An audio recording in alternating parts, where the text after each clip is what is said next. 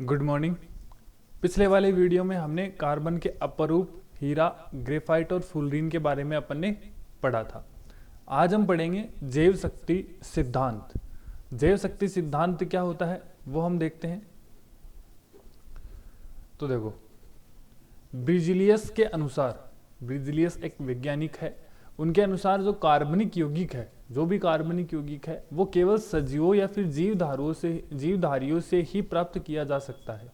यानी ब्रिजिलियस का कहना था कि जो कार्बनिक यौगिक है वो हमें सिर्फ जो जीवित प्राणी है या फिर जो जीवधारी है उनसे ही प्राप्त हो सकता है। इसे कृत्रिम विधियों द्वारा, साइंटिस्टों के द्वारा लैब में नहीं बनाया जा सकता है। इसे जैव शक्ति सिद्धांत कहते हैं। वे ब्रिजिलियस ने कहा कि जो कार्बनिक यौगिक है वो केवल सजीवों और जीवधारी यानी जो जीव जंतु है, जो जीवित है, जो श्वास ले रहे हैं, उनसे ही प्राप्त किए जा सकते हैं, बाकी और कहीं से प्राप्त नहीं किए जा सकते हैं। ठीक है, इसे ही हम क्या कह सकते हैं, जैव शक्ति सिद्धांत कहते हैं कि भाई ये लेबोरेटरी में साइंटिस्ट के द्वारा नहीं बनाया जा सकता है। कौन? कार्बनिक यौगिक। लेकिन एक वैज्ञानिक और आए फिर उसके बाद में, बोहलर ने, एक वैज्ञानिक नाम था बोहलर। उन्होंने कहा, उन्होंने अकार्बनिक पदार्थ से यानी निर्जीव पदार्थ, अकार्बनिक पदार्थ से प्रयोगशाला में कार्बनिक यौगिक यूरिया प्राप्त किया। यानी उन्होंने यूरिया बनाया। ब्रिजिलियस ने क्या कहा, इसे लेबोरेटरी में नहीं बनाया जा सकता और ये सिर्फ सजीवों में ही प्राप्त किया जा सकता है। लेकिन बोहलर ने क्या किया, अकार्बनिक पदार्थ मतलब निर्जीव से प्रयोगशाला में यानी लेबोरेटरी में कार्बनिक यौगिक यूरिया बनाया। यूरिया क्या है? एक कार्बनिक यौगिक है। और ब्रिजिलियस ने क्या कहा कि कार्बनिक यौगिक को बनाया नहीं जा सकता, लेकिन बोहलर ने बना दिया। मतलब ब्रिजिलियस का जैव शक्ति सिद्धांत यहाँ पर खंडित हो गया। ठीक है, फिर हम बात करते हैं कि उन्होंने बनाया कैसे। उन्होंने अमोनियम सल्फेट लिया और पोटेशियम साइनेट लिया। अमोनियम सल्फेट यानी NH4 अमोनियम सल्फेट और पोटेशियम साइनाइड यानी 2KCNO, ये दोनों पदार्थ लिए और दोनों को एक साथ गर्म किया और गर्म करने पर उन्हें क्या मिला? यूरिया। अब इनकी हम रिएक्शन देखते हैं क्या हुआ। अमोनियम सल्फेट लिया और पोटेशियम साइनेट लिया, दोनों को गर्म किया, अमोनियम साइनेट प्राप्त हुआ। सबसे पहले क्या बना? अमोनियम साइनेट बना। अमोनियम साइनेट कौन सा? ये रहा 2NH4CNO, ये अमोनियम साइनेट है। अब इसको हम और अगर गर्म करेंगे यानी NH4CNO को हम और गर्म करेंगे, उसके बाद में हमें क्या मिलेगा? यूरिया, जो क्या है? कार्बनिक यौगिक है। NH2CO ये क्या है? यूरिया है, कार्बनिक यौगिक। तो ये तो था जैव शक्ति सिद्धांत। अब हम पढ़ेंगे कार्बनिक यौगिकों का नाम पद्धति यानी नोमेनक्लेचर ऑफ ऑर्गेनिक कंपाउंड्स। यानी अब तक तो हमने कार्बन के बारे में जान लिया अच्छे से कि कार्बन क्या होता है, उसकी संयोजकता कितनी होती है, कैसे बनता है। ठीक है, तो ये तो अपन ने कार्बन के बारे में अच्छे से पढ़ लिया। अब हम कार्बनिक जो यौगिक है उनके बारे में भी पढ़ लिया था। अब जो कार्बनिक यौगिक जो मिलते हैं उनका नाम कैसे रखा जाए। जैसे हमने पढ़ा था कि आवर्त सारणी में जैसे जैसे तत्व मिलते गए उन्होंने उनको वर्गीकृत करने की आवश्यकता पड़ी, उनको एक टेबल में व्यवस्थित करने की आवश्यकता पड़ी। क्यों पड़ी? क्योंकि उनको हम अच्छे से स्टडी कर सके, अच्छे से उनको याद रख सके। वैसे क्या होता है कि कार्बनिक यौगिकों को भी नाम रखने की आवश्यकता इसीलिए पड़ी क्योंकि कार्बनिक यौगिक का वो बहुत है, प्रकृति में बहुत ज्यादा है। यानी उन्होंने जब साइंटिस्ट ने, वैज्ञानिकों ने जब कार्बनिक यौगिकों की खोज करना शुरू किया तो थोड़े थोड़े मिलते गए, फिर बहुत ज्यादा हो गए थे।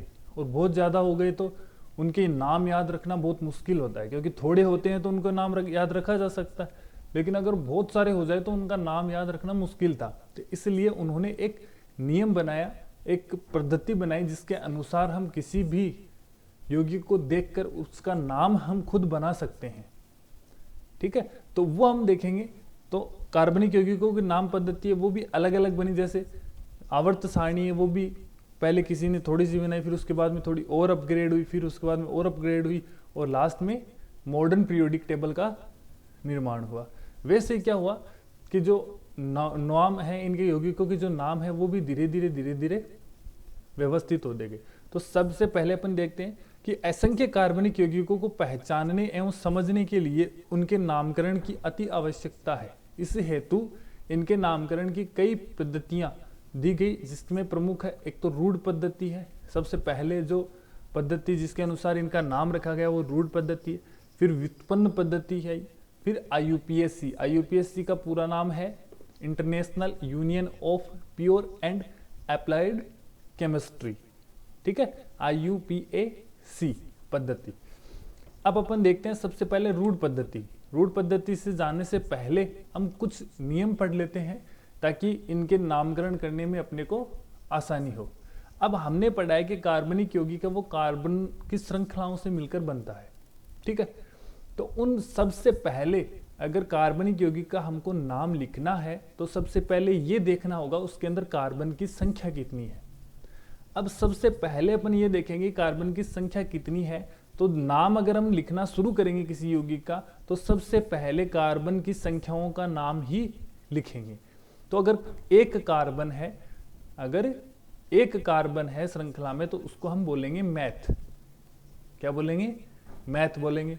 2 कार्बन है तो उसको एथ बोलेंगे, 3 कार्बन है उसको प्रोप बोलेंगे, 4 कार्बन है उसको ब्यूट बोलेंगे, 5 कार्बन है तो पेंट बोलेंगे, 6 कार्बन है तो हेक्स बोलेंगे, 7 है हेप्ट बोलेंगे, 8 कार्बन है तो ऑक्ट बोलेंगे, 9 कार्बन है नॉन बोलेंगे और 10 कार्बन है तो उसको डेक बोलेंगे, ठीक है। एक तरह से गिनती है, ये आपको याद करना पड़ेगा, ये आपको याद करना पड़ेगा। इसके अनुसार ही अपन कार्बनिक यौगिकों का नामकरण करेंगे। तो कार्बन की संख्या को अपन कैसे लिखेंगे, अपन देखते हैं, देखो 1 को मैथ, 2 को meth, eth, prop, but, pent, hex, hept, oct, non और डेक। 10 कार्बन तक की श्रृंखला अपने को ये याद रखनी है। नेक्स्ट है, ये तो क्या आएगा, पहले आएगा।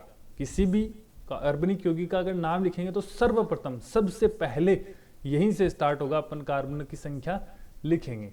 फिर अपन बात करते हैं हाइड्रोकार्बन के अनुलग्न का निर्धारण। अब जैसे ही अपन ने कार्बन की श्रृंखलाओं का नाम लिखा है ना, कार्बन मान लो 5 कार्बन की श्रृंखला है, CH3, CH2, CH2, CH2, CH3, ये 5 कार्बन की एक श्रृंखला है। इनके बीच में जो बंध बने हुए हैं वो सिंगल बंध है, क्या है, एक एक लाइन है। जैसे फॉर एग्जाम्पल ये है, कार्बन कार्बन के बीच में अगर सिंगल बंध है तो उसको हम एन बोलेंगे, क्या बोलेंगे, एन। अगर 2 बंध है, ऐसे कार्बन कार्बन के बीच में डबल बॉन्ड है तो उसको अपन इन बोलेंगे।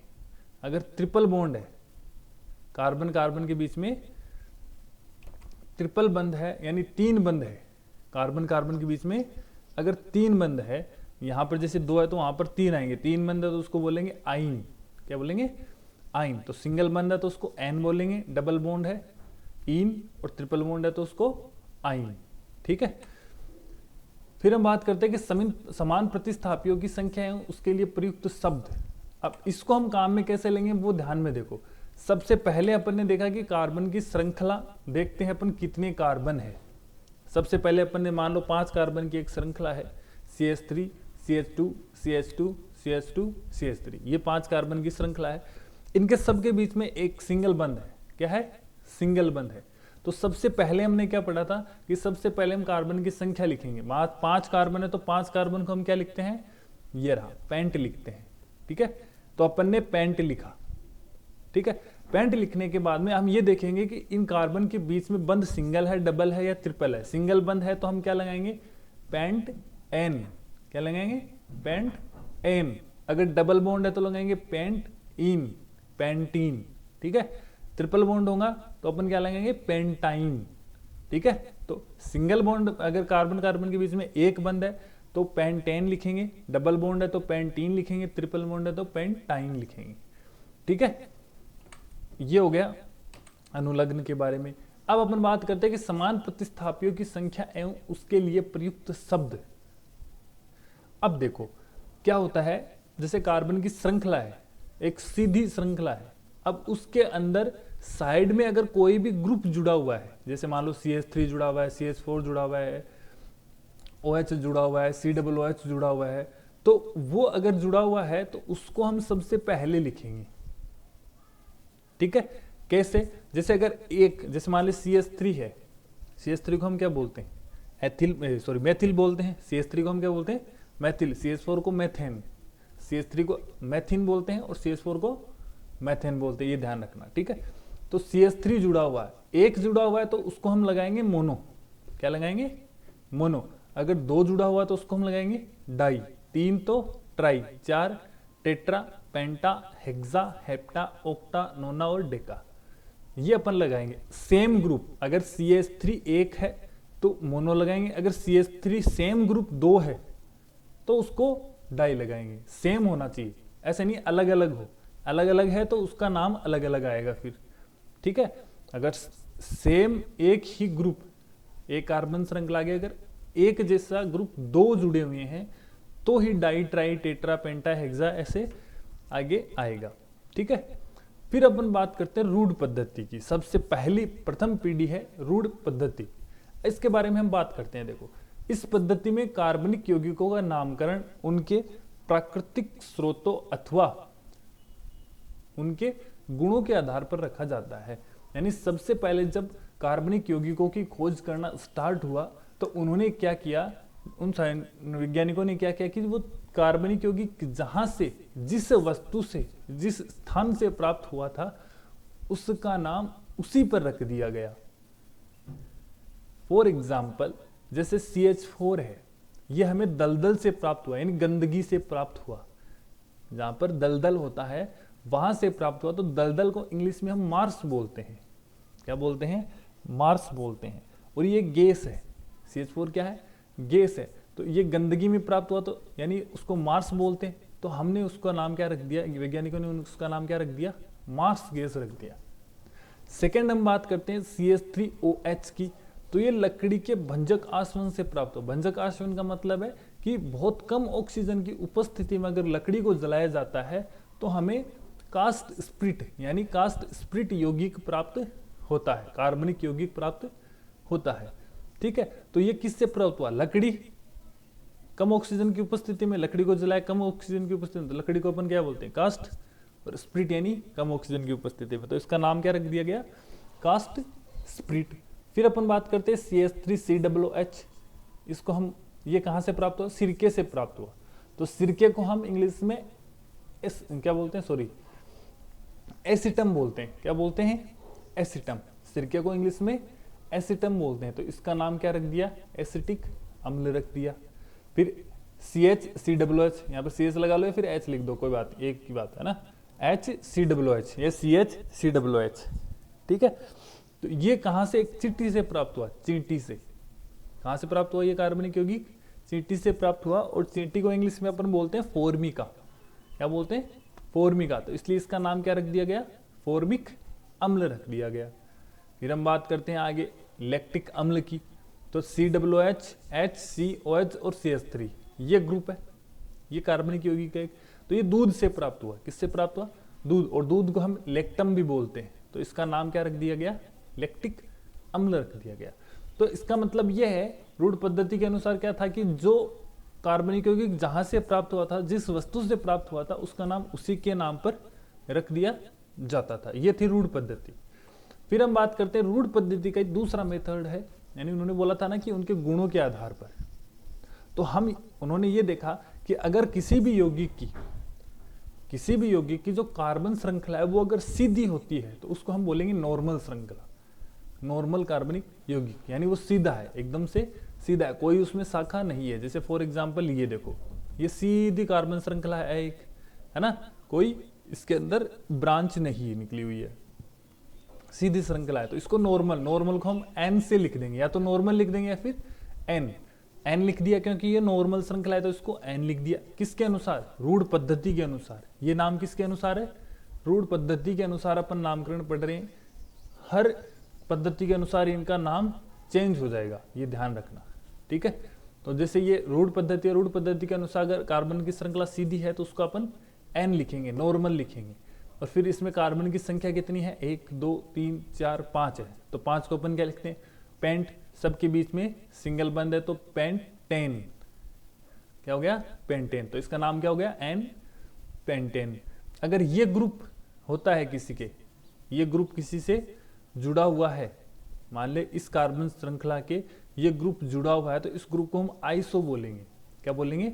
इस ग्रुप को आइसो ग्रुप बोलेंगे। तो ये ग्रुप जहां पर भी जुड़ा हुआ है इसका नाम आइसो से शुरू होगा। तो जैसे ये देखो, ये ग्रुप जुड़ा हुआ है तो हमने लिख दिया आइसो।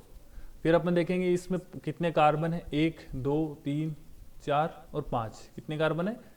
5 कार्बन है। सबसे पहले तो हमने देखा कि इसके अंदर ग्रुप कौन सा जुड़ा हुआ है, तो ये ग्रुप जुड़ा हुआ है इसके अंदर, तो इस ग्रुप को हम क्या बोलते हैं, आइसो बोलते हैं। देखो ऊपर देखा है अपन ने कि आइसो बोलते हैं, तो आइसो लिख दिया। 5 कार्बन है तो पेंट, सबके बीच में सिंगल बंद है सिंगल बंद है ना, तो इसको हम पेंट एन बोलेंगे, तो आइसो पेंटेन हो गया इसका नाम, ठीक है। फिर हम बात करते हैं, जब ये ग्रुप अगर किसी कार्बन श्रृंखला के जुड़ा हुआ होगा तो उसको हम बोलेंगे नियो। क्या बोलेंगे, नियो, NEO, नियो, ठीक है। तो ये कार्बन रहा, तो ये कार्बन के ये नियो जुड़ा हुआ है, ठीक है। तो ये अपन ने सबसे पहले नियो लिख दिया। कितने कार्बन है इसके अंदर, 5 कार्बन है, तो पेंट एन हो जाएगा। 6 कार्बन होंगे तो हेक्स एन हो जाएगा, ठीक है। तो ये थी अपनी रूढ़ पद्धति। अब हम बात करेंगे व्युत्पन्न पद्धति। व्युत्पन्न पद्धति में क्या था कि इस पद्धति में कार्बनिक यौगिकों का नामकरण उसके सरल यौगिकों की व्युत्पन्न मानकर किया जाता था, यानी इसके अंदर कुछ ग्रुप थे, उन ग्रुप को फिक्स नाम दे दिया गया था। जैसे ये CH4 है तो CH4 को मैथेन बोलेंगे और CH3 को मैथिल बोलेंगे, ठीक है। CH4 को मैथेन बोलेंगे और CH3 को मैथिल बोलेंगे, ठीक है। तो ये देखो, ये ग्रुप है, सरल यौगिक का व्युत्पन्न है। ये तो क्या है, सरल यौगिक, और ये सरल यौगिक का व्युत्पन्न, यानी ये ग्रुप इसमें जुड़े हुए होंगे। तो ये CH3 जुड़ा हुआ है, CH3 CH3 CH, ठीक है। तो इसमें कितने जुड़े हुए हैं, 3। हमने बोला था कि जितने ग्रुप उसमें जुड़े होंगे, अपने पढ़ा था ना, डाई, ट्राई, टेट्रा, हेक्सा, है ना, वैसे। तो इसके अंदर जो ये मैथिल है, इसको बोला था ना, CH3 को क्या बोलते हैं, मैथिल, ठीक है। तो ये 3 मैथिल जुड़े हुए हैं, 1, 2 और 3 मैथिल जुड़े हुए हैं, तो इसको लिख दिया ट्राई। क्या लिख दिया, ट्राई। 3 है तो क्या लिख दिया, ट्राई। क्या है, मैथिल है, तो ट्राई मैथिल। किसके जुड़ा हुआ है, एक कार्बन के जुड़ा हुआ है, तो इसको बोलेंगे मैथेन। एक कार्बन है तो इसको मैथेन। मैथेन क्यों बोला, क्योंकि इसके चारों बंध पूरे हैं। देखो 1, 2, 3, 4, है ना। एक तो हाइड्रोजन से जुड़ा हुआ है, एक ये रहा 2, एक ये रहा 3, एक ये 4, ये मेथेन है, ठीक है ना। तो ये बोलेंगे इसको 3 मैथिल ग्रुप जुड़े हुए हैं, तो ट्राई मैथिल मैथेन, ठीक है। इसको बोलते हैं कार्बिनोल। क्या बोलते हैं, कार्बिनोल। CH3OH, इस ग्रुप को बोलेंगे कार्बिनोल। तो CH3CH2OH, तो अपना मेन कंपाउंड कौन सा हो गया, ये रहा, OH जिसके जुड़ा हुआ है। अगर कहीं पर OH जुड़ा हुआ है तो उसको कार्बिनोल बोलेंगे, ठीक है। तो देखो ये कार्बिनोल जुड़ा हुआ है ना, किसके जुड़ा हुआ है, एक कार्बन के जुड़ा हुआ है, मैथ के जुड़ा हुआ है ना। एक कार्बन को हम क्या बोलेंगे, मैथ, और 3 कार्बन है तो मैथिल। तो मैथिल ये ग्रुप जुड़ा हुआ है तो कार्बिनोल, मैथिल कार्बिनोल, ठीक है। फिर हम बात करते हैं इसकी, तो इसको हम बोलेंगे एथिल। CH2 CH3 को हम क्या बोलेंगे, एथिल। तो देखो CH2 CH2OH, तो ये जुड़ा हुआ है एथिल ग्रुप। क्या है, एथिल ग्रुप, ठीक है। तो अब ये एथिल ग्रुप है, तो एथिल तो अपन ने लिख दिया, ये कार्बिनोल है तो एथिल कार्बिनोल, मैथ एथ, मैथ एथ, यानी मैथ एथ एथिल, और ये ग्रुप कार्बिनोल, तो मैथ एथिल कार्बिनोल हो गया, ठीक है। नेक्स्ट हम बात करते हैं आइसो की। ये ग्रुप जिसके जुड़ा हुआ होगा वो आइसो होगा। तो इसके अंदर देखो ये मैथिल ग्रुप भी जुड़ा हुआ है, देखो CH3 भी जुड़ा हुआ है। मेन कंपाउंड अपना कौन सा हो गया, ये रहा कार्बिनोल वाला। मेन क्या हो गया, ये कार्बिनोल, ये रहा, है ना। तो इसके अंदर देखो मैथिल भी जुड़ा हुआ है, 2 कार्बन का एथिल भी जुड़ा हुआ है, और ये 3 का आइसो भी जुड़ा हुआ है। ऐसी संरचना अगर होती है उसको बोलेंगे आइसो। तो 3 चीज जुड़ी हुई है इसके अंदर। तो सबसे पहले अपन लिखेंगे मैथिल, ये मैथिल लिख दिया अपन ने, ठीक है। फिर जुड़ा हुआ है ये एथिल, तो अपन ने एथिल लिख दिया, है ना। इसको हम आइसो बोलते हैं, आइसो लिख दिया। आइसो में कितने कार्बन है, 3, तो मैथ एथ प्रोप, तो अपन ने प्रोप लिख दिया, प्रोपिल, ठीक है, प्रोपिल। और ये कार्बिनोल ग्रुप है, तो मैं प्रोपिल कार्बिनोल। ध्यान से समझ में आया, चलो दोबारा बता देता हूं। एक तो देखो इसके अंदर मैथिल ग्रुप जुड़ा हुआ है, एक इसमें एथिल ग्रुप जुड़ा हुआ है, और एक इसमें आइसो ग्रुप जुड़ा हुआ है, और एक ये रहा कार्बिनोल, ठीक है। तो सबसे पहले अपन लिखेंगे छोटे से, तो मैथिल एथिल आइसो, 3 कार्बन को बोलते हैं प्रोप, तो प्रोपिल और कार्बिनोल, ठीक है। तो इसका नाम हो गया मैथिल एथिल आइसोप्रोपिल कार्बिनोल। फिर हम बात करते हैं एसिटिक अम्ल की, CH3COOH की।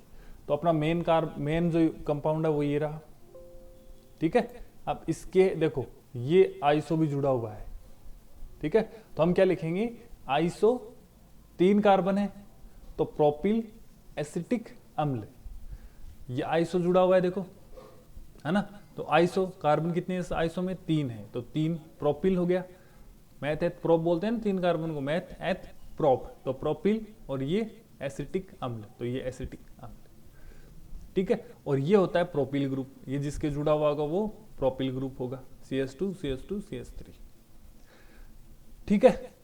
तो ये था व्युत्पन्न पद्धति तक। अब अपनी जो मेन पद्धति है कार्बनिक यौगिकों के नामकरण की, जो मेन पद्धति है वो IUPAC है, तो IUPAC है वो अपन नेक्स्ट वीडियो में पढ़ेंगे, क्योंकि ये थोड़ा बड़ा है, इसमें आएगा नहीं, ठीक है। IUPAC पढ़ेंगे अपन, जिसका पूरा नाम है international union of pure and applied chemistry, तो इसके बारे में हम अगले वीडियो में, नेक्स्ट वीडियो में पढ़ेंगे। अगर इसमें कुछ समझ में नहीं आया तो आप वीडियो को 1 बार 2 बार देख लेना, 3 बार देख लेना, अगर फिर भी नहीं समझ में आए तो फिर आप मेरे से पूछ लेना, मैं बता दूंगा, ठीक है। Okay, thank you.